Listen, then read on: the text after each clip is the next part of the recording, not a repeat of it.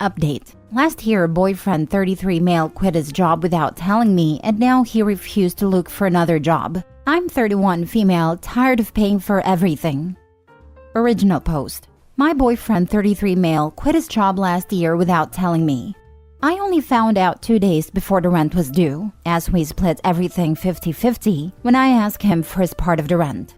When I asked, he simply told me he quit because he was tired of working at that place. Since then, I've been paying for everything, including rent, food, gas, bills, and anything he needs. I had to work 2 jobs while going to school for a while. It was hard, but I finally finished school a couple months ago and I found my dream job.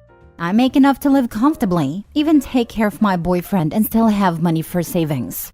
However, I still want him to get a job to support himself because I think as an adult, he needs a job.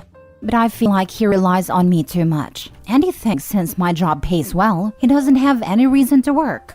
He always says things like, "You make good money now, so maybe you could buy me my dream car," or "You should open a business for me to run." It bothers me a lot. I don't mind supporting my partner financially if there's a legit reason that prevents him from working, but it's not the case. He spends most of his time playing games, meeting up with friends, or just at home watching movies. I still have to do all the chores and take care of our dogs. His family thinks that he's been working to take care of me so that I can finish school, which is not true. Now they think I was able to finish school and got a good job all because of him. I don't even want to explain to them. I just want him to get a job and have a future. But when I try to talk to him, he told me I'm not being supportive, and now that I have a good job, I look down on him. What should I do? Is it even worth it to try to talk some sense into him? I don't want to start dating at this age, but I feel like I can't keep doing this. Now for the top advice before reading the update. You break up with him. He's not a partner. He's a freaking leech. Stop trying to control him and control what you can. Break up. Kick him out or move out. Find someone worthy of you. This. Stop being his sugar mama. You are incentivizing his laziness. Give him a hard deadline to resume paying his half of the bills. And if he fails, give him 30 days to move out. You can continue dating him when he's living in his own place, but I don't know why you would want to. Wow, you leave. You don't have a boyfriend. You have a dependent. Of course he's not getting a job. Why would he? You have proven to him that he doesn't need to because he's got a sugar mama. Him saying that you look down on him? It's manipulation. He wants you to feel bad. Supportive of what? Him sitting around playing games? Leave. Dating can actually be fun, and you can't want this for the rest of your life. I did feel bad when he said that, and he does that all the time. Every time I bring up something, he would start talking about how miserable his life is, and how I just make it worse. I admit that I stayed till now because I feel bad. And no, I don't want this for the rest of my life. I will move on and hopefully find someone who cares. Next time he tells you how miserable his life is, say, "Okay, I'm going to help with that and leave." Or make him leave since he doesn't help/pay for anything. Also, you should correct his family's belief that he supported you through school. Don't perpetuate the lie that he is supporting you. You can do so much better. He's not a partner. I will have a talk with him this afternoon to tell him it's time to end things and he needs to move out. He will probably give me the "my life is miserable" talk again, but I think reading all these comments makes me realize I should feel bad for myself and not for him. I'm sure once he moves back to live with his family, they will reach out to me to tell me how good he has been treating me and how he helped me through school. They've done it before when I told them things weren't working for us, but I will tell them everything this time. I left an abusive household in a situation very similar to yours, but it went on for much longer, and I only wish I'd left sooner. As for dating at this age, I see you're 31. I met my husband at 34. He's wonderful, and we're happy in a healthy relationship. He has a great job and a small growing business. He does household chores, cooks meals, and is a great father to our child. He is respectful to me and communicates well. I don't look back to that awful, abusive, and manipulative situation from my past nowadays. Don't let this current situation make you quit your own future and miss out on the happiness you deserve. Also, what his family thinks is irrelevant. Please don't stay in this. You're allowing yourself to be used and harmed. There's only misery ahead unless you realize you need to end it. It's better on the other side, free of this. Your comment gives me hope. I will probably not gonna date for a while after this, but just knowing that there's a chance that I can still meet someone who loves me really helps me feel better about my situation. I think once I resolve this and focus on myself more, I will be happier. Beside this relationship, everything else is going very well for me. I don't depend on anyone, so nothing will really change, except I will have one less thing to worry about. Thank you for sharing your experience. I'm glad to hear you're in a healthy relationship. Edit/mini update. I didn't expect this many comments. I can't reply to everyone, but I did read all the comments that I really appreciated. Many people have asked, why him? Why stay for years? What did I see in him? So I just want to answer it here. We started off pretty normal. We split everything 50-50, and I had no problem with that. But throughout the years, he started showing his true self. I was in school, and school was the most important thing to me at that point, so I invested all my time and energy into it. I was in a PhD program, so I had stipend of around $30,000 a year, which was enough for myself, but not for two people. We've been together for 8 years now. After he quit his job, I was very stressed out, but I had to focus on school and tried to do everything I could to survive. I didn't have time to really think about my personal life, and I also didn't want to go through any changes in life, so I just let it be. In addition, he guilt trips me a lot, so I feel bad for him. But now that I have a stable job, I have time to really think about my future, and I don't see myself being with him long term. I don't think it would be as easy as, hey, let's break up, because I know he wouldn't let it go that easy. But I'll start planning to get out. Maybe ask some friends for support. His name is not on the list, so I'll stay where I am and he'll have to move. Now for the full update. It's been 2 months since I posted about my situation on the sub, and I just want to give you an update of how things went after I made that post. Before I go into the details, I just want to say I really appreciate everyone here. After I resolved everything, I occasionally would go back to my original post and read the comments to remind myself that I've done the right thing. After posting on here, I went home from work that day and asked my friends to come over but stay in the parking lot while I sort things out with my now ex-boyfriend. Before I could even start the conversation, he told me his friend got a new car recently and how I should get him a car since I can afford it. I got really upset and told him he could have got himself a car if he was working. I told him how stressful it has been for me with him not working and fully relying on me. He started the "my life is already miserable and you're not being supportive" talk. I was sick of it, so I said I wanted to end things here and he needs to move out ASAP. As expected, he got upset and threw a tantrum. He was yelling, throwing stuff around, and when he realized I was being dead serious, he started threatening to hit one of my dogs. I jumped in between him and the dogs to stop him from harming them.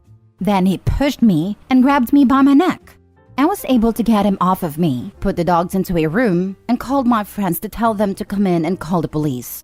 He was trying to hit me, but my friends got there in time. I think he got scared when he saw my friends showed up, so he backed down, but he was still verbally telling them to get out of the way or he would hit them too. The police came, they took him away and told me he wouldn't be able to come into the apartment anymore. He had to move out, but would need to be escorted by the police if he wants to grab his stuff later. It was a horrible experience, but it showed me that I've done the right thing. I thought that was the end of everything, but his auntie called me when she found out and tried to gaslight me saying that he didn't do anything wrong, and I was just upset, so I called the police. I told myself that I no longer have to deal with this BS, so I told her to leave me alone and hung up. His family would continue to harass me, but stopped when I threatened to report them to the police. I continued to pay the rent and bills like how I've always been doing. The only thing that changed is I'm now so much happier. I'm the happiest I've ever been in years. I just got a promotion last week and I've been spending time enjoying life with the extra money I have since I'm no longer having to pay for his expenses.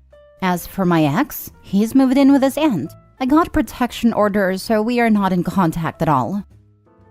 Wonderful update. Congrats to you. You're strong and capable, and now you can live in peace.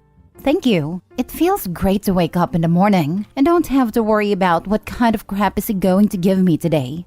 And OMG, the extra savings that I have, since I'm not longer financially responsible for a full-grown adult. Sending you an internet mom hug for being so wonderful.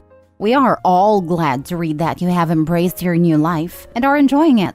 Don't forget that you're strong and that your story could help some other internet stranger to make a move to a better life as you did. Thank you. I've realized that all the uncertainties that I had before really don't mean anything. My life is only getting better, and I've received all the support I need from friends and family, and people on Reddit too. I'm so sorry you went through that. No one deserves to feel unsafe in their own home. You did a smart thing, calling your friends and the police. You are strong and so capable of having a fulfilling life that is all your own now. I'm very proud of you. I was expecting an ugly breakup, but not a violent one. I'm glad I had my friends there. Otherwise, I really don't know how things would turn out. I think your story should be a lesson to others. You had no reason to think a freeloader would become an abuser, and yet he did. It's always good to prepare for the worst and hope for the best. If you hadn't had friends on standby, things could have ended much more tragically. I am glad you took precautions. Too many times people assume, yeah, they'll be upset or hurt, but they would never hurt me. I also just thought that I'd have my friends there in case he refuses to leave. I wasn't expecting things to escalate that quickly. You were right. If my friends weren't there, things could have turned out much worse. Last story. Am I the a-hole for not paying my girlfriend's bills? I met my girlfriend 8 months ago. We lived in different cities, but I work remotely, so after doing the long-distance thing for a while and going back and forth between the two cities, she asked me to move in with her, since I don't really have to stay in the city I was. I was very reluctant at first due to the short period of time we were dating for, and the fact that I would be moving into her place, which creates an imbalance of power in the house. However, after she insisted for a while, I decided to move in with her. I am a software engineer making about $140K a year. She's a teacher making $45 to $50K a year. In my own apartment, my rent was $1,400. With utilities, I pay about $1,550 per month. She, on the other hand, rents a house for $2,400 because she has 3 dogs and a cat, and an apartment wouldn't be ideal. She also has a roommate paying half of her rent. I moved in last month, and the deal is I will be paying 2/3 of the bills. The roommate will be moving out soon, and after doing the calculations, my part amounts to $1,700, including utilities. She would pay about $750, which is way less than what she was paying before. For me, it's slightly more, but I don't mind since I make way more than her. However, since I moved in, she kept talking about wanting to be a stay-at-home wife/mom. I always brush it off, but yesterday she told me she hates her job and she won't be renewing her contract with the school, which means she won't have an income. She wants a different job, but she has no idea what she wants to do yet. So, she is counting on me to pay all the bills. She means I would be paying more than $1,000 than when I was living alone. Mind you, that's just for rent and utilities, food not included, and she has 2 big dogs which need taking care of. I could afford it if I wanted to, but I feel like I'm not ready to take care of her yet. And I have plans on saving more money to buy a house and other projects I have. She's not my wife. I don't want to be taking care of her 100%. And to be honest, I would have nothing to show for it either. So I told her I won't be able to pay the bills all by myself, and she made a face as if like I am being cheap. But now I feel like the whole reason she wanted me to move in so bad was because she wanted a backup plan for when she quits her job.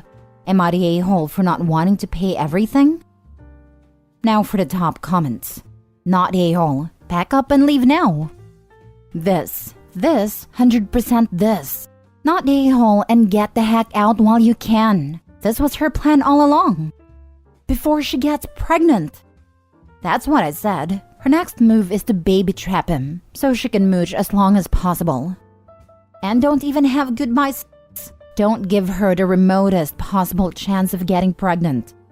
But now I feel like the whole reason she wanted me to move in so bad was because she wanted a backup plan for when she quits her job.